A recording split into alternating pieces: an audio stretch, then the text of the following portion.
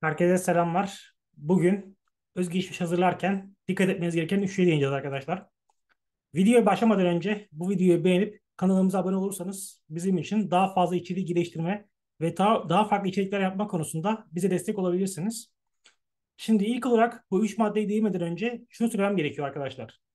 Bunlar yani bu 3 şey sizin için aslında belli bir yapının, belli bir aslında özelliklerin devamı olacak. Dolayısıyla bu üç şeyin, bu üç maddenin size gerçekten artı katması için, sizi istediğiniz işlerde ulaştırması için o işlere daha öncesinde o ilanın temel yapılarını da aslında uymanız gerekiyor. Nedir bu? Mesela deneyim konusu. Eğer sizin başvuru yaptığınız şirketin gereken nitelikleri, gereken buna ne diyelim deneyim süresi, sizin deneyim sürenizle uyuşmuyorsa o zaman bu üç maddenin ya da başka herhangi bir şeyin zaten faydası olmayacaktır. Örneğin şirket diyor ki bana işte bu konuda 5 yıllık deneyim olan birisi lazım. Şimdi siz bir yıllık deneyiminizde oraya başvurduğunuzda zaten ne yaparsınız yapın kabul alma şansınız çok çok düşük. Dolayısıyla bunlar aslında sizin aynı piyasa koşullarında rekabet ettiğinizi varsayılarak söylenmiş şeyler, söylenecek şeyler daha doğrusu. Bunu özellikle belirtiyorum çünkü diğer türlü şöyle bir şey olabilir yani şöyle bir yanlış anlaşılma olabilir. Ya benim deneyimime ihtiyacım yok. İşte deneyim olmasa da olur bu iş için. 3 yıl arıyor ama problem değil. Ben yeter ki bu 3 şeyi hayata geçireyim. Yani bu yanlış olur. Çok doğru bir tanım olmaz. Bu videodaki içeriklerin size daha iyi sonuç vermesi için bence arkadaşlar mümkün olduğunca o şirketin ana beklentilerini karşılayıp sonrasında bunları hayata geçirmeniz gerekiyor. Şimdi ilk madde motivasyon mektubu. Buna cover letter da diyorlar. Daha çok Amerika'da. Şimdi buradaki olay şu. Şirketi mümkün olduğunca motive etmen. Yani daha çok kendine motive olduğunu hissettirebilmen. Peki buna niye ihtiyaç var? Bunun arkadaşlar en önemli ihtiyaç olmasının sebeplerinden bir tanesi şu. Şirket kendi hikayesiyle uyumlu kişileri arıyor. Bu her şirket için geçerli. Her sektörde ve her şirkette. Aynı şekilde tabii kurum ve kuruluşlarda da böyle. O yapıların amacı şu. Buraya gelen kişi bizim ekibimizin bir parçası olsun ve bazen buna ilave olarak o ekibi yükseltmesini de isteyebiliyorlar. Şimdi burada iki farklı bakış açısı var. Ya var olan işleyen bir yapının parçası olacaksınız ya da veya diyelim buna bazen ilave de istenebiliyor. O ekibi daha yukarı taşıyan bir mekanizmanın parçası olacaksınız. Bunların her birini arkadaşlar bence halihazırda iyi bir araştırmayla görebilirsiniz. Evet, KOBİ'lerde bu biraz daha zor. Özellikle böyle internette çok fazla isimleri yoksa hangisine daha uygun olduğunu görmeniz biraz zor olabilir. Ama orada da biraz daha sektör bazlı hedeflerinizi, sektör bazlı beklentilerinizi anlatabilirsiniz karşı tarafa. Şimdi burada en çok yaşanan sorunlardan bir tanesi de şu oluyor. Özellikle de biraz daha böyle iş arama sürecindeyseniz ya hocam iyi de hani ben her sektöre, her firmaya ayrı motivasyon mektubu yazacağım diyebilirsiniz. Çünkü buradaki en önemli bileşenlerden bir tanesi bu işin kişiselleştirilmiş olması. Buna çok fazla gerek yok. Yani tabii ki eğer böyle olsa daha güzel olur, daha tatlı olur. Sonuç alma şansınız daha da yükselir. Ama elbette ben de biliyorum ki ben de yaşamış birisi olarak bunu biliyorum sizlerin hislerini. Eğer halihazırda iş arama sürecindeyseniz zaten onlarla şirkete muhtemelen başvuru atıyorsunuz. Bunların her birine tek tek mektup yazma şansınız yok. Burada arkadaşlar şunu önerebilirim. Sektör bazlı ya da büyüklük bazlı çalışmalar yaparak en azından böyle 5-6 farklı mektup türüyle kendinizi burada ön plana çıkartabilirsiniz. Neden bahsediyorum? Örneğin dersiniz ki A sektöründeki işte A ölçeğinde firmalara şu mektup. İşte bu sektördeki büyük firmalara başvurursam bunu atacağım. Bu sektördeki küçük firmalara başvuru yaparsam bunu atacağım. İşte şu sektördeki şu firmalara şunu atacağım gibi en azından 5-6 farklı mektupla ki bu da ortalama 3-4 saat sürer. Hani çok büyük bir zaman harcamazsınız bence. 3-4 saat içerisinde sizi daha yukarı taşıyacak, daha da farklılaşacak mektupları bence hazırlayabilirsiniz. Şimdi burada büyük firma, küçük firma ayrımı niye var? Çünkü bütün yapıların sizden beklentisi farklıdır. Şimdi sizin fark yaratmanız, içsel motivasyonunuzun yüksek olması küçük bir firma için daha nispeten KOBİ'lerde heyecan yaratabilir. Der ki ya bu çocuk ya da bu kız hevesli bizi yukarı çıkartabilir. Ama büyük firmalarda bu biraz endişe verir İK'da. Der ki ya hani bunun beklentisi yüksek. Bu burada yani gelmez buna diyebilir. Ki bunu ben de yaşadım açıkçası. Yani bazı kurumsal şirketlerde şu geri bildirimi almıştım mezun olduğum dönemde. Ya tamam, senin çok fazla motivasyonun var, beklentilerin var ama hani burası sana uymaz. Yani bir sene sonra burada sıkılmaya başlarsın diyorlardı mesela. O yüzden ben de ne yaptım? Biraz daha mesela bir kobi firmasıyla başladım iş hayatıma. Çünkü orada daha fazla inisiyatif alabiliyordum. Aslında mektubu hazırlarken biraz siz de bunu görebileceksiniz. Yani ben aslında hangi ölçekte bir şirkette görev almak istiyorum? Benim çalışmak istediğim ortamda neler daha ön planda olmalı? Bunları da aslında yazarak daha iyi öğreniyorsunuz.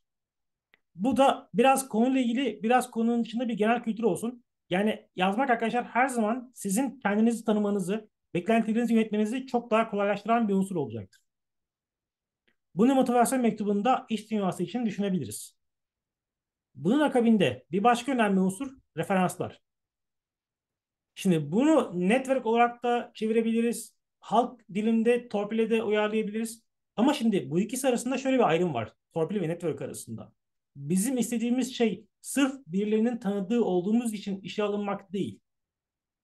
Ama bizi işe alabilecek kriterlerde tanıdıklarımızın olması elbette işimizi daha da kolaylaştırır ve var olan bilgimizi daha değerli hale getirir. Şimdi şöyle bir şey var arkadaşlar. Bilgi zaten aşağı yukarı hemen herkeste belli bir seviyede var. Yani şirket senden diyor ki benim bu iş için beklentim mesela 10 birim olsun. Zaten yeni mezun olan herkeste eğer o kitleye yönelik bir meslekse o 10 birim bilgi var, tamam mı? O zaman seni diğer kişilerden, Ali'den, Ayşe'den, Fatma'dan, Hüseyin'den ayıran unsur ne? O zaman başka unsurlar işte devreye giriyor. Ya şirketin beklentilerine uygun olarak daha yukarı çıkartacaksın. Ya tanıdıkların olacak. Onlar sana kefil olacaklar. Çünkü bu normal bir şey arkadaşlar. Yani eğer şirketinizde çalışan biri varsa ve o çalışan kişi temiz birisi ise, böyle güzel iş çıkartıyorsa, onun referans olduğu birini almaya tercih edersin. Dersin ki ya bu kişi güzel çalışıyor. Bu kişi güven oyu verdiyse bu kişi de iyidir. Kafamız rahat eder. Bu önemli bir histir. O konfor alanını hissetmek önemlidir şirketlerde. Dolayısıyla bizim mümkün olduğunca başvuracağımız şirketlerde referanslarımızın olması bizi birkaç tık yukarı çıkartacaktır. Peki bunu nasıl yapacağız? Bunu bence şöyle, bizim LinkedIn videolarımız var. Onları da bence izleyin mutlaka bu videodan sonrasında. Arkadaşlar sizin mümkün olduğunca üniversite sürecinde öğrenciyken ya da yeni mezunken aslında hemen her sektörde, her firma büyüklüğünde birilerini ekleyip onlarla bir bağınızın olması gerekiyor LinkedIn'de. Ve bu iş arama süreçlerinde o insanlarla diyalog kurup bu sayede bir çalışma yapabilirsiniz. Ha tabii bu direkt bu şekilde bence olmaz, iyi bir sonuç vermez. Bunun öncesine inşa etmeniz gerekiyor. Nedir bu? Mesela bunları da anlattık aslında o videoda ama şöyle özetleyebilirim çok kısa. Yani insanlara mesela bağlantılarınıza LinkedIn'de bayramlarda, seyranlarda, işte doğum günlerinde vesaire mesaj atın kısaca. İşte tebriklerinizi iletin. Eğer böyle güzel bir post paylaştıysa, işte yeni bir işim oldu vesaire, yeni bir işte hayata giriş yaptım, terfi aldım gibi oralarda bir tebrik mesajı atın. Bu şekilde o insanlarla temel seviyede de olsa bir bağlantınız olsun. Yani ne oldu? Yarın bir gün baktınız işte falan şirket işe alım yapıyor. Orada böyle bir kişi var. Bu şekilde onlarla daha üst seviye bir bağlantı oluşturabilirsiniz. Tabii bunun haricinde içerik üretip o insanlarla bu içerikler üzerinden bir network oluşturmak da aynı şekilde çok değerli. Bizim buradaki amacımız şu değil. Yani referanslarım çok dolu gözüksün. İşte böyle Ali ile ala mükemmel insanlar olsun. Böyle bir derdimiz yok. Yani yazarsın staj yaptığın şirketin genel müdürünü yazdın oraya. Abi ne iş yarayacak ki? Yani özellikle de eğer o staj yaptığın şirketin başvurduğun şirketle hiçbir ilgisi yoksa oradaki İK'cı için bu neden bir önem arz etsin? Yani senin referanslarının bir genel müdürün olması o kişi için nasıl bir mesaj verebilir ki? Orada mümkün olduğunca o şirkete uygun referansların olması gerekiyor. İşte kişiselleştirilmiş CV o yüzden önemli. Yani sen mesela örnek veriyorum A sektöründeki bir şirkete başvuru yaparken B sektöründeki hiç alakası olmayan bir işte sektörden yaptığın deneyimin referansı bir işine yaramayacak. Çünkü karşı taraf için bir anlam ifade etmiyor. Evet tamam, o kişi işte şu sektörde bilgi sahibi olabilir. O sektörde kendisini geliştirmiş olabilir. Ama bizim yaptığımız iş farklı. Bizim büyüklüğümüz farklı. Bizim ölçeğimiz farklı. Dolayısıyla bana benim ölçeğimi bilen kişilerden aldığım ve birkaç cümle içeren referans olması gerekiyor. Bu yüzden işte LinkedIn'i sürekli olarak uzun vadeli kullanmak önemli. Eğer sen o şirketten birilerini tanıyorsan ve onlarla bir bağlantı kurduysan, onlar sana bir takım referans yazıları yazdıysa, işte o zaman gerçekten aldığın referans yazısının bir kıymeti olur. Çünkü oradaki İK'cı der ki evet bu kişiye alıyorsa bir şey, bu kişi bana şunları şunları sağlarmış. Bunu bilmek önemli arkadaşlar. Ve bunun için de mümkün olduğunca işe girmeden önce LinkedIn'i bir süre bu bağlantı konusunda kullanın. Ha, diğer referansların hiçbir önemi yok. Yani staj yaptığın yer, işte önceki çalıştığın şirket, üniversitedeki akademisyenlerin elbette hepsinin önemi olabilir ama ben biraz daha pragmatik bir bakış açısıyla bakıyorum. Yani faydacı bakıyorum olaya. Bana nasıl bir fayda sağlayacak o referansların? Profesörün sana referans mektubu yazmış. Tamam olabilir. Sen derslerin çok çalışmış birisindir. Ortalaman 4 üzerinden 3,95'tir. Ve bütün derslerin çok iyidir. Ama bu bir işveren olarak bana anlam ifade etmiyor. Yani derslerin çalışıyor olman senin benim sektörümde de bana istediğim faydayı üreteceğin anlamına gelmiyor arkadaşlar. Yani bu ayrımı yaparak ilerlemek bence çok kıymetli. Üçüncü ve son nokta ise sosyal medya, içerik pazarlaması. Şimdi şöyle bir şey var. Rekabet çok fazla zaten biliyorsunuz bunu. Yani sizin başvurduğunuz bir şirkete muhtemelen aynı anda onlarca bazen yüzlerce kişi başvuruyor. Ve bunların çoğu da zaten direkt eleniyor. Bu konuda algoritmalar var. O algoritmaya atıyor CV'yi muhtemelen İK görevlisi. Özellikle biraz daha büyük çaplı şirketlerde algoritma zaten yarısından çoğunu eliyor. Kalan yarısında da o İK uzmanı, iş alım sorumlusu artık her kim varsa bu konuda bakıyor. Diyor ki mesela bu kişi neciymiş mesela daha önce neler yapmış. Eğer bunun çok önemi yoksa diyor ki acaba işte neler paylaşıyor bu konuda vesaire. Şimdi sosyal medya şu yüzden önemli. Yani şey fotoğraflarınız çok güzel çıkmış gibisinden bir şeyden bahsetmeyeceğim tabii ki. Orada işinizle ilgili neler paylaşıyorsunuz? Bence bu noktada mutlaka henüz öğrenciyken ya da yeni mezunken halihazırda işinize dayalı bir sosyal medya kanalınız olsun arkadaşlar. Sadece işinizle ilgili fikirleriniz, okuduğunuz yazılar, işte görüşleriniz, beklentileriniz bunları paylaştığınız bir kanal olsun. Çünkü burası aslında bir nevi sizin için portfolyo gibi olacak. Mesela burada işte Behance iyi bir örnek olabilir.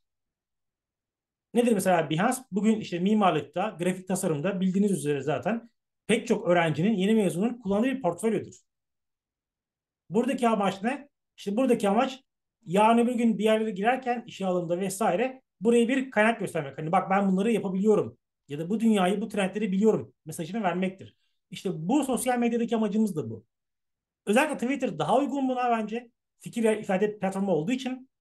Ama Instagram'da da olur, Facebook'ta da olur, LinkedIn'de de olur. Olabilir, sorun değil. En azından o konuyla ilgili neler bildiğinizi, neler hissettiğinizi, neler düşündüğünüzü karşıdaki insana daha güzel ifade edebilirsiniz diye düşünüyorum sosyal medya sayesinde. Çünkü o iş görüşmesi maksimum yarım saat sürecek ve bu yarım saatte zaten yarısı dev klasik şeylerle konuşulacak. İşte ne bekliyorsun? İşte önceki iş yerinden ayrıldıysan niye ayrıldın? İşte biz sana ne katabiliriz? İşte çalışma koşullarımız şunlar. İşte peki biz size dönüş yapacağız. Bunlarla geçiyor zaten.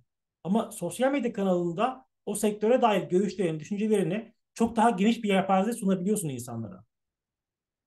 Bu sayede seni işe almayı düşünen ya da bu konuda kararsız kalan kişiler yine az önce belirttiğimiz o konfor alanı konusu. Evet diyecek ya hani bu kişiyi ben işe alırsam gerçekten şu konularda kafam rahat olur.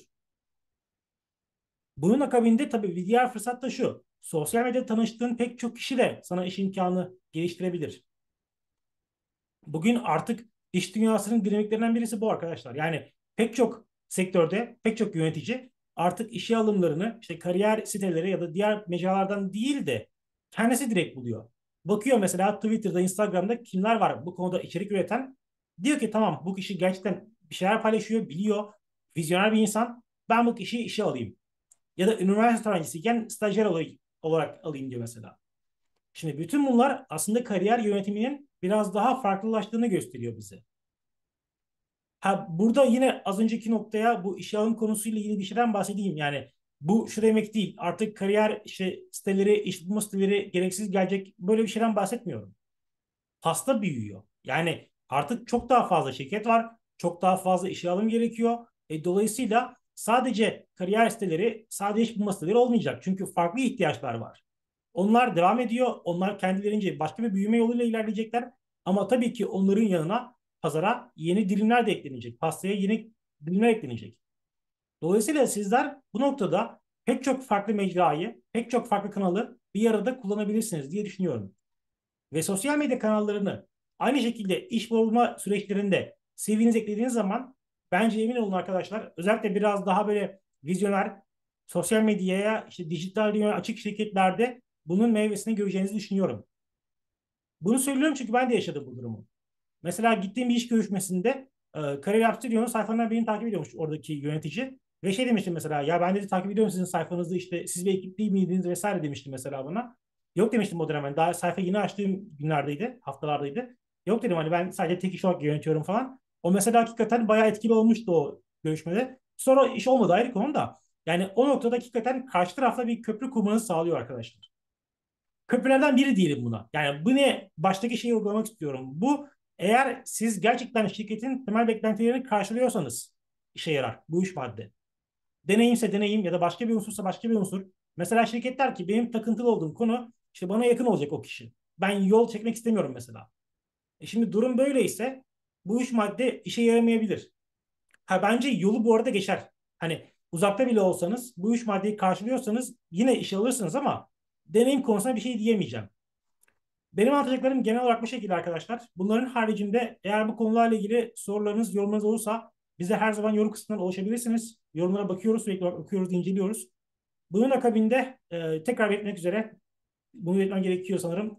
Biraz YouTube'un gereği olarak videoyu beğenip kanalımıza abone olursanız bizi daha fazla video üretmek, daha farklı konulara değinmek için bize ilham verebilirsiniz. Bizi bu konuda motive edebilirsiniz. Ayrıca konu başlığı önerisi de her zaman açığız bu konuda. Açığız diyelim ya da buna. Her zaman yeni konuları bize önerebilirsiniz. İşte şunu değinmelisiniz, şunu değinmenizi istiyoruz vesaire gibi. Onları da yorumlardan bekliyoruz. Önümüzdeki videolarda görüşmek üzere diyelim arkadaşlar. Şimdilik hoşçakalın.